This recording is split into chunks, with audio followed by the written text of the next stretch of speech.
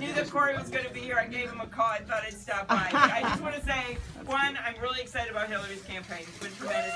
But two, this is a great guy, okay? You need to, their senators can be measured by what they say in public, but no one is in those back rooms with their caucus when you see who stands up and starts yelling at people that we do something impossible. I yell at people because when the caucus meetings, they steal my food. I'm very upset about that. And then he can move forward on criminal justice reform. He's just an incredible leader, and I'm really excited to read his book. So we welcome you, Cory. I know that you were kind of worried about coming to the bad weather in Iowa and Minnesota. But now it's always really nice here. Yes.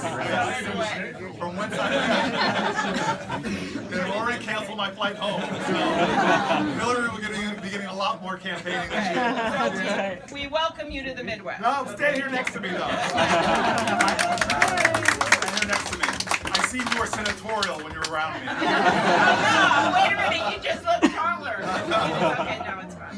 So just to continue, and I'm happy I'm standing with Amy because her life story is really reflective of what I was just going through with my family.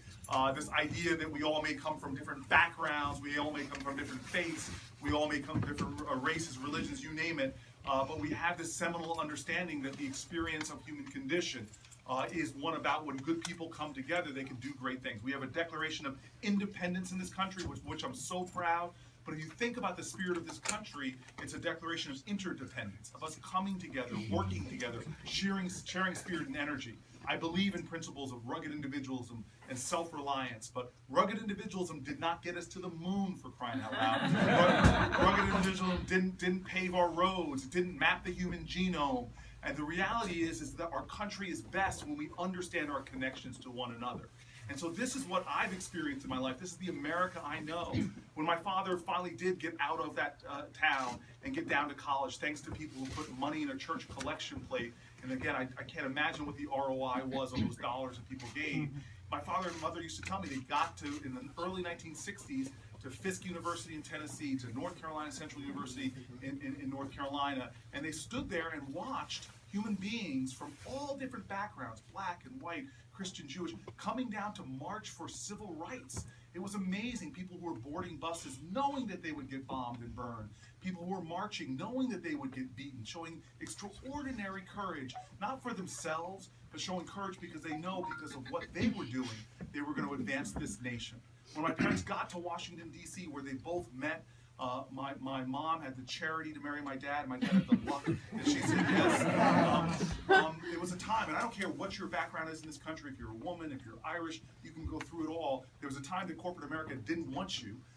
And my parents came around to D.C. at a time that corporate America wasn't hiring blacks, but it was the activism of people gathered together just like this, who said, you know what, I'm not sitting on the sidelines of America. I'm getting up and I'm going to do something about it and get engaged. And through organizations like the Urban League, my parents got their first jobs being some of the first blacks hired by a lot of companies. In fact, both my parents became two of the first blacks hired by a small tech firm. I'm not sure if you've heard of it, called IBM. And then amazingly, again, this conspiracy of love kept manifesting in my parents' life. They worked hard, they played by the rules, but it was America coming together that propelled them into the middle class. Because when my parents moved to the great state of what? New Jersey? Was it? Yes. When my parents moved to the great state of New Jersey, it was a time that where only the strong succeed. And the handsome. But picture this, 1969, I was just born. My parents moved to the northern part of the state, in the northernmost county, 70 towns. Only 3 of them would allow blacks to really move in. And so my parents, they'd go look at homes, and they would be told they were sold. And before you knew it, though, they found this storefront with blacks and whites who were working together in New Jersey to change this reality. And so what they would do is they started sending a white couple behind my parents. My parents were told the house was sold. The white couple would go. They found out the house was still for sale. And my parents found this house. They fell in love with it in a small town. They were told it sold. This white volunteer test couple found out it was still for sale. And on the day of the closing, because the white couple made a bid on the house, it was accepted, and the contracts were drawn up, on the day of the closing, instead of the white couple showing up, my father did in a volunteer lawyer. And the lawyer goes right up, gives a speech to the real estate agent who wouldn't let him finish the speech. The real estate agent gets up and punches the lawyer in the face and sings a dog on my father. Now, let me tell you this. Every time my dad tells a story, the dog would get bigger. It went somewhere from Toto to about the size of Cujo. But this is the story of my life. So imagine this. We move into this town, as my father called us affectionately, the 4 raisins and a tub of sweet vanilla ice cream. And my father would say, look at all the abundance and the opportunity you have. It was paid for by the sweat, blood, sacrifice, and service of millions of Americans brought about this day and age that you remember. And you can't just sit back getting fat, dumb, and happy and consuming all of these blessings. You've got to get involved. You've got to work hard because the dream of this country still demands. The call of this country is still huge and urgent. And so I tell you this right now. I'm standing out here in Iowa because this is how I've tried to live my life, as all of you are. Knowing that you can't pay back to our ancestors all that they did, you gotta pay it forward. And the fact that you're here is really a celebration, because I tell you this, a lot of Americans are really surrendering to what I call just cynicism. And cynicism to me is this idea that you can't do anything to change the world, that things are just bad. I always think of cynicism as a refuge for cowards, people that don't understand their power. And please recognize this, Alice Walker said it so clearly, the most common way people give up their power is not realizing they have it in the first place. We are powerful people where simple actions of kindness and decency can change the world. And now it's up to us. In this state, far more than any other state, what happens on the 1st is going to change the trajectory of this nation. We can be determinative of what happens. And let me tell you this, it is a challenging world, both at home and abroad. I just came back from a trip with about 7 other senators through the Middle East. There are complicated, difficult challenges, and the solution is not what we're hearing on television by our opponents who just want to bomb people into submission, leveling cities and civilians. This is a difficult challenge, and there's no doubt that the most qualified person, not only in this field, I think the most qualified person since I've been alive on this earth for the presidency when it comes to foreign policy is absolutely Hillary Rodham Clinton.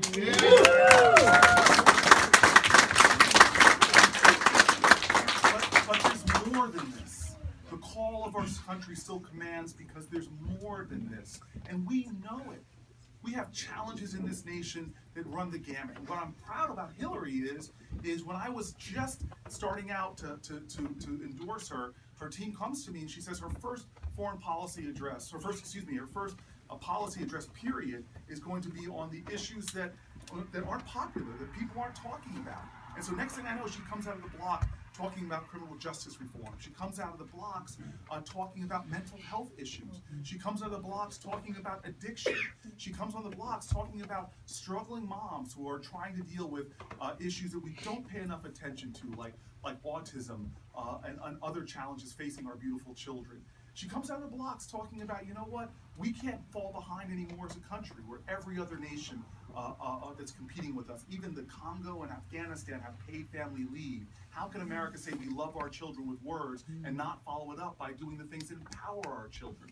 She came up saying, look, we used to be the top country on the globe in educating people on the planet Earth. We were the best country for percentage of population graduating for college. But hell, now we're number 12, and that's not right. It's not right that we're not doing enough to prepare our people for jobs of the 21st century, and we need to change that. It's not right that young people are saddled with debt like they have never before been in any country, anywhere, to even get that college education. It's not enough that we have parents who are now taking care of kids and taking care of their parents, or they're struggling with challenges like my father was, things like Alzheimer's and Parkinson's, and we're not doing enough to invest in that. We know as a country that this is not a zero-sum game where it's taking money from one, putting another to another. It's not about just fighting the rich people. No, it's about a philosophy of government that Hillary embodies, that we must invest in the middle class. We must invest in our children. We must invest in our infrastructure. We must make critical investments so we grow as a country and everybody benefits. This is a vision for a person that is so captivating to me that I now know that if we do not elect her, I really do believe our country is going to take a jagged turn in the wrong direction. But this is not about Hillary Clinton. You all know that. This election, I hate to tell you this, but this election is not about Hillary Clinton. How do I know that? Because I've seen the dark reality of elections where they were not about the people, but it was about us. And I'll tell you the example. Look, I will never forget going to vote in 2008. In 2008, I went to go vote in Newark, New Jersey. It was a presidential election. Our current president was up for his first time, running against Mitt Romney, and there was lines like I had never seen them before, wrapped around my building. Voting place. I was so happy, so excited. I went to go vote, but I tell you, when I got to the end of the line, this is Iowa. You all are so nice. We just keep it real. and so, if I was going to vote here in Iowa, I know what you would say if the mayor of Des Moines came to vote. But for me, this was Newark. We keep it real. So I came on the end of the line. This historic day. The person on the end of the line didn't say, "Hi, Mayor. So good to see you. What a historic day." No, the person on the end of the line just looks at me and says, "Don't you think you're cutting in this line?" I don't care who you are. You ain't special. You're waiting just like the rest of us. And I'm the mayor of the city. I have a police officer standing next to me. I look at this person and I say, "Yes, ma'am." And I wait in line, and it takes me forever. My staff is blowing up my cell phone. "Where are you? You have another appointment." I yell back at them, "What are you saying? I'm not special. I'm waiting in line just for everybody else."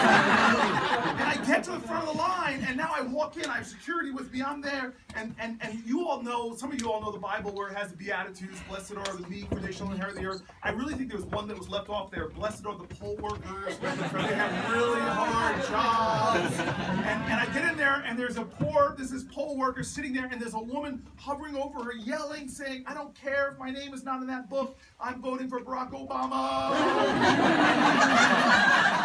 So she looks at me. I'm the authority figure. I have officers with me. There's a big commotion. She looks at me with these poor eyes saying, "Help me." And I have to tell you, I'm a politician. I read the room, and they looked at me for help, and all I said was, "She's not leaving here until she votes for Barack Obama." 1 year later, 2009, I go to vote. I show up at the polls, and there is nobody there. No line at my building. It's our gubernatorial election in New Jersey. Okay? And I go to the poll, and I walk in, no line. I walk right at the poll worker sitting there, and I go over and I hug her because she looks lonely. And I vote, and that election, I mean, you all probably don't know the person's name, but that election, the Democratic candidate lost, and the Republican candidate won for governor. You all probably don't know his name.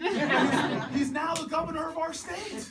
And I'll tell you what, people started coming to me and started saying, "Hey, Cory, they're cutting funding for Planned Parenthood, and they're closing doors, cutting off access to women's health." They started coming to me and they said, "Oh my gosh, look at the environmental decisions that are being made. We're pulling out of regional greenhouse gas emissions when our cities here have twice, 2, and 3 times the asthma rates." They come to me and say, "Hey, wait, they're cutting the earned income tax credit, which is a virtual tax increase on the poor." All these things people kept coming to me and complaining about and saying, "Why are they doing this to us?" And I look at people and I say, "What are you talking about? They didn't do this to us. We did this to ourselves because we forgot what Martin Luther King said so eloquently, that what we will have to repent for in our day and age, if anything, is not the vitriolic words and violent actions of the bad people, but it's the appalling silence and inaction and apathy of the good people." And so I tell you this now.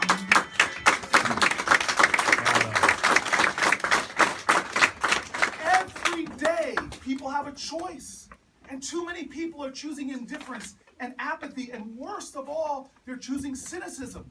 I don't care about the words of the demagogues. They offend me when you insult the values of this nation, when you insult the power of diversity, when you insult the Abrahamic ideals of welcoming strangers. I don't like it, but it doesn't worry me.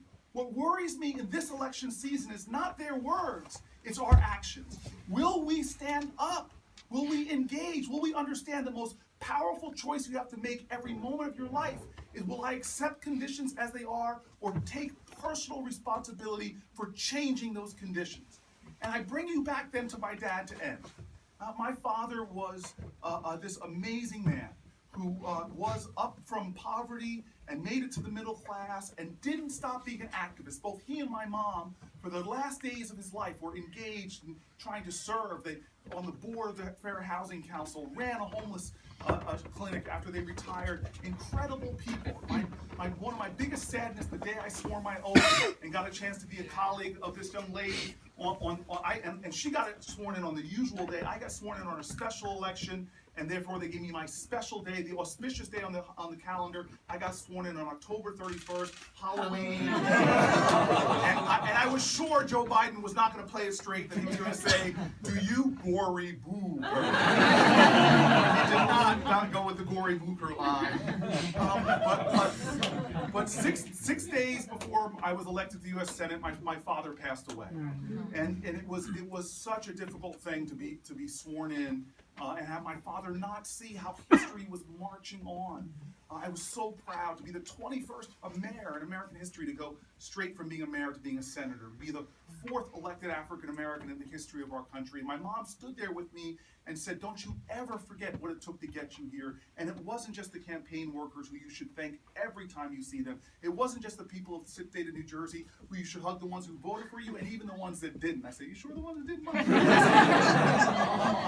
She said, "Please remember all that it took to become here. Honor that tradition." She said, "Because remember that it's not the title that makes the man, it's the man or woman that has to make the title."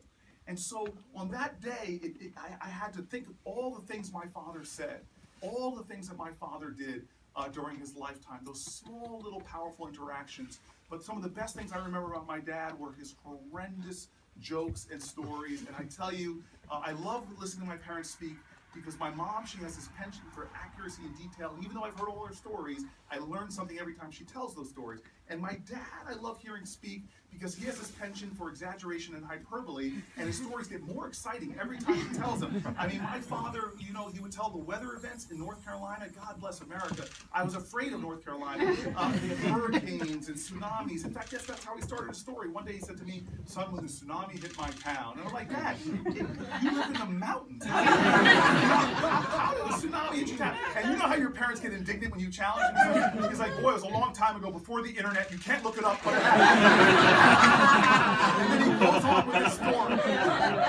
And so my father tells a story about going to school, and of course, you know, the school started as a one-room schoolhouse. Eventually, it was a lean-to on the side of the mountain. But the last story that I want to tell you that sort of brings home what it's about for us with a great candidate. What it's about for us is a story he told me about walking into a classroom, a teacher walking into a classroom. My father was a little boy sitting in the back with the other boys and girls, and the teacher stood up and said, "Class, I want to teach you all about self-esteem. Anybody in this classroom thinks you're stupid, I want you to stand up right now." And my father said, nobody moved. Everybody looked around and think, "This is strange." And the woman stood there staring at all the kids, just impatiently waiting. She goes, "Come on now, you think you're dumb? You think you're stupid? Stand up." And my father says he finally pushed his chair back and stood up proudly. And my teacher, this teacher just looks at him and says, "Mr. Booker boy, what's wrong with you? You think you're dumb? You think you're stupid?" And my father says, he scratched his head and says, "Well, shucks, ma'am. I don't think I'm stupid, but I didn't want you to be the only one standing." My father, with bad jokes like that, this is my father's point. He said, "Son, in this life, in this world, nothing is going to happen unless you stand up for it. If you want to see change in this world and not willing to embody it yourself, then don't expect anything to change. Nothing will change unless you do. And so if you want more heroism, you've got to be more heroic. If you want more love, you've got to be more loving. If you want more kindness, you've got to be more kind. If you want a bigger voter turnout, then you've got to get out there and push for it. You got to stand up. You got to stand up because we come from a culture and a community and a country where people stood for us. They fought for us. They bled for us. They scrubbed floors and toilets for us. We got to stand up. We got to stand up because you all know what Martin Luther King said. Change does not roll in on the wheels of inevitability. It comes in by people who are going to work and sweat for it. We got to stand up because you all know what Frederick Douglass said. He said, in life, you don't get everything you pay for, but you must pay for everything that you get. We got to stand up because we are still a nation without universal preschool, and we need to elect a leader that believes that. We got to stand up because we see that women's health is under attack, and we should believe that there should be ample pathways to do preventative health, we've got to stand up. We've got to stand up because education is starting to be for the favored few and not for the many. We've got to stand up for that ideal.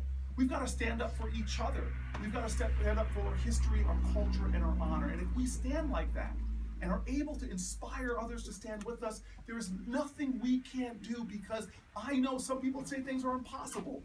But the American history is a perpetual testimony of people standing up, joining together, and achieving the impossible. And now this may seem like an election to some.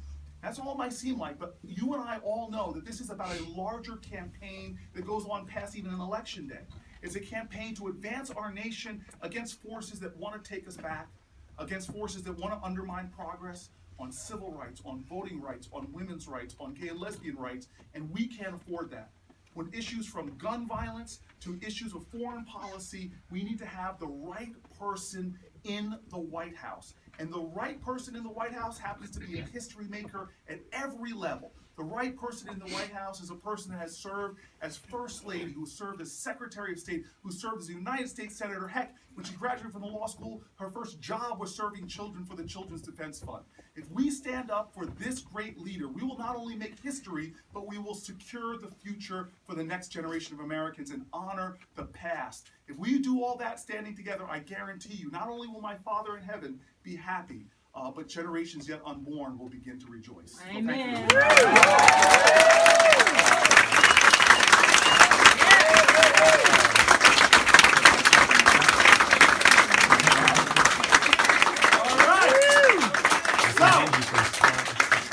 This is not my house. If not, we would have a sleepover. We can. All right. There's enough warmth in here. We can just turn off the heat because we got enough body heat here. Right. Let's turn down the music. Turn on some music. Some Sly and the Family Stone. What do you like? No, I don't think so. I'm thinking more with the Minnesota Prince. The Minnesota Prince. Oh, Prince. All right. I can handle a little of that. Yes. We got some Parliament Funkadelic for you. Wow. Oh my gosh. You guys are going to bring me back. But Amy and I are here, and we're so charged and fired up if you didn't get an understanding of that. So if there's anybody who wants to shout out a question whatsoever, we can answer that. If not, then what we can do is try to take some epic selfies, and I would invite people to on the cookie challenge that to eat some cookies. But is there anybody who has a question that they'd like to ask the more senior senator here, or the new kid on the block in the United States Senate? If not, Amy. They want the selfies. Well, if not, now Amy will sing us a song by Prince, and then a solo from Amy. Well, no, I just want to add one more thing, and that is that just coming from a caucus state, right, in Minnesota, I have seen what a difference it makes to get 1 or 2 or 3 more people to a neighborhood caucus. And I know how difficult it can be sometimes to get people out, but this is really it. Now remember, I do bring you greetings from our state, and we know something about post-election. The state where, in the words of Garrison Keillor, the women are strong, the men are good-looking, and all the recounts are above average. And since, like, I can see Iowa from my porch.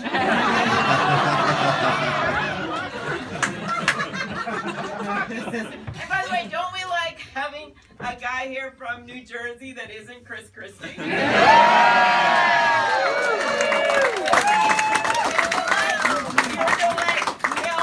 Film the sequel, The Closed Bridges of Madison County.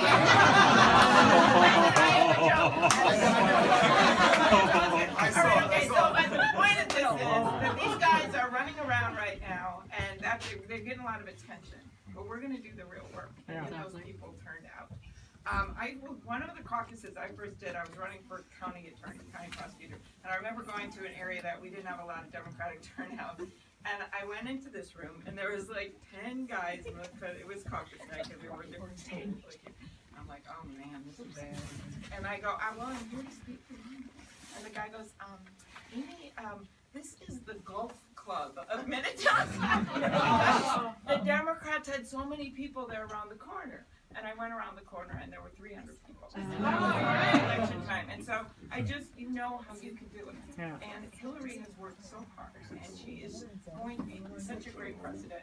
And we are so excited for everything that she's going to do. My mom, this was her, she kept a picture of her and Hillary on her refrigerator till she was 70. She taught 32nd graders at age 70. She wanted a woman president elected in her lifetime, and she had that picture up on the refrigerator to the day she died. And now, what I love about this, not only I'm out here, but my daughter spent the last 2 weeks of her winter break from college working at Hillary's headquarters.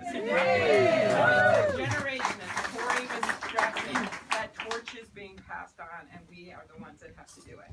And by the way, if you're like talking to your friends about this whole thing, yeah, she's gotten attacked for all those outside attacks, all that stuff. But she is the stronger for it. And by the way, we are not going to let the Republicans decide who's going to be the next president, right? Yeah. We're going to decide it right in this room. So get out there, get your friends, and we're going to win for her. And let me just tune Amy a little bit, because they've done an analysis in Washington of the productivity of men versus the productivity of women. Listen, when I was mayor, I said, "In God we trust, but everybody else bring me data." And so I love looking at the numbers, and the numbers don't lie. When you analyze, for example, the United States Senate, and they analyze productivity of men versus productivity of women, and the productivity is measured as introduced bills, and very importantly, introduced bills that are bipartisan and along with people across the aisle. The women outpaced the men pretty extraordinarily. So I will say this: Washington desperately needs this woman, this great leader, Hillary Clinton, in the White House, and it's partners like Amy that are going to be just tremendous when we get down there, because we're going to take back the United States Senate as well. And the interesting thing about Hillary, to me, that is powerful in relation to your story, is ask not whom the bell tolls. You are so quick. I mean, all I was quoting was Garrison Keillor. No, but the great thing about having known Hillary myself for a bit, and you have known and worked with her for a while, is I've seen rare only politicians who have had everything imaginable thrown at them. Right. And they have grit and resilience, and they keep rising and rising and rising. From that young lawyer working for the Children's Defense Fund, a First Lady of the United States, they threw everything they could at her then. Then going on to be a United States Senator from a tough state. I mean, it's not quite like our states, but it's a tough state. And still rising. And then being Secretary of State, running the roughest schedule of any Secretary of State that they've ever run, really doing incredible things, not just the high-profile things of staring down people like Putin, fighting for peace agreements, but also the things that I think are just as important uses of American power, like trying to deal with the empowerment of women in sub-Saharan Africa, trying to deal with the eradication of diseases. Everything they've thrown at her, she keeps on going. They try to tear her down. Benghazi hearing, 9 hours, and she was strong. She was strong. So talk about resiliency, talk about grit. This is somebody that has our full support. And you have a question. This is exciting. I have really a thank you to you, because my name is Tanya Keith, and I am, like Sean, I'm on my neighborhood board. I'm on the neighborhood board for the Red neighborhood. And you are part of the reason I'm on that board and serving my community. I am originally from Montclair, New Jersey, and I started following you on Twitter. Like, this guy does not just say the things, he acts the things. Like, I would follow you during snowstorms as you were going around with an SUV. Like, oh, you need diapers? Are you snowed in? Like, you would go, like, literally bring what you needed to them, like, in a literal sense. And I just thought, if this guy, as mayor, is going around helping people on this level, like, I have to get out there and start helping people in my community and doing what I can. And what you were saying about Christmas Healy, people, we talk, my friends are home, we talk about people, maybe he's like the least crackpot of the crackpots. And yet this week, he is vetoing clean water in the next to Flint. He's vetoing clean water. He is saying, no, we can't have a mandatory K-5 20-minute recess for our children. Like, why should we use evidence-based education? And I just want to say, really appreciate you coming out here and giving events and bringing just the passion that you do to Iowa and the home. Because it is great to hear somebody that can shout down on street. I'm shouting out.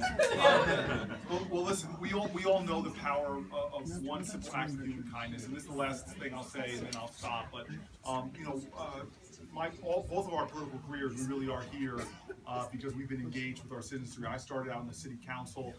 If you read Amy's books, you see that she started out from the bottom up as well. But I'll never forget when I was a college student, I was flying across country going to college. My college was in California, I lived in New Jersey, and I was sitting on a plane, and on this plane, all the seats were packed, my 2 seats were empty, and as a young teenager, and by the way, back then I was playing college football, so picture me now, but chiseled. Back then I was chiseled. Now I just jiggle, but back then I was chiseled. And so having 2 seats open to you to spread out my legs at 6'3" was just a blessing. The door to the plane's closed, and I think to myself, the only conclusion I can come to is God obviously loved me more than the rest of the plane. And then as I'm looking around with this sense of smug superiority at all the other people, the door to the plane opens and we hear this loud screeching coming onto the plane. Everybody stops talking, looks at the door, and on the plane comes this mom with a little boy in one hand and a baby who was screaming like he was hooked up to some kind of big woofer and tweeter. And they say there's no dumb questions, but when she walked down the aisle and she looked at me, she goes, I'm sitting here, and I asked the dumbest question I had ever asked. I said, are you sure? And she sat on the plane, 3 bodies, 2 seats. And I remember thinking to myself, this is either going to be the worst flight of my life. And then somehow I got a little maturity about it, and I thought to myself, you know what? It could either be the worst flight of my life, or I could try to make it the best.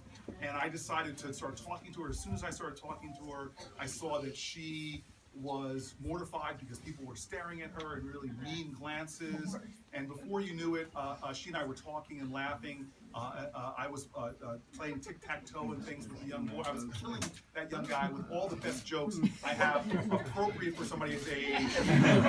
like here we go, Amy. Watch this crowd here. What is a pirate's favorite letter? R. Yes, we like the R, but we like even more the C. I tried. The quickest flight I've ever taken across country, we land, we're happy, it's just the greatest flight, and we exchange information, and nothing happens. 5 years pass, 10 years pass, and one day I'm running for mayor of Newark, New Jersey. On a low day, I get this letter in the mail from somebody saying, you may not remember me, but you met me on an air flight, a decade or so before, and it was the first flight I ever took with my kids. I couldn't believe it. I thought it was going to be an experience and an ordeal, but it just turned out to be a joy. It turns out that the woman ended up being a factory owner in Newark. She ended up being something that politicians kind of like, a big donor. She invited me to speak to her factory. Some of her factory employees became huge supports on my campaign in a close election, and her little toddler, who had to go to counseling after all my jokes, now became one of my best campaign volunteers. There is a scientist named Neil deGrasse Tyson who I talked to about this understanding that energy cannot be destroyed.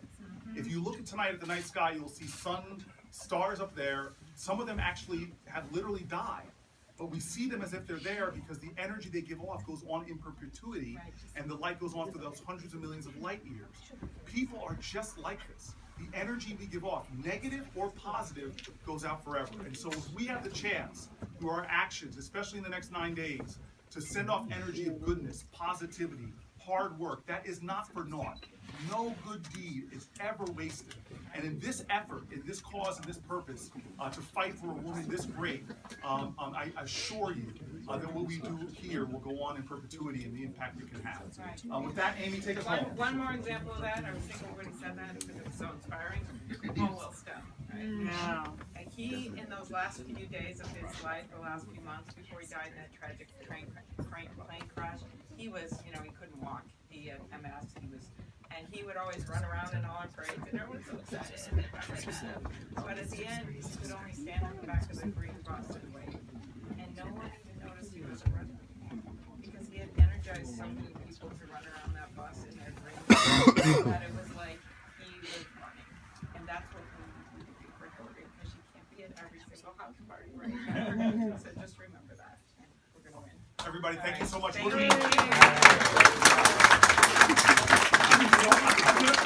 call all the organizers right now, if you don't jump on their conference call, and just give them a quick And then pep I talk. will entertain and do And selfies. then we'll just, then I'll come I'll back. pretend I'm you. Selfies and hugs, especially if you're bald. No, but we'll do selfies. Okay, good. Yeah, no. Now we got Brandon Cox, Okay. he's our local organizer for Okay. the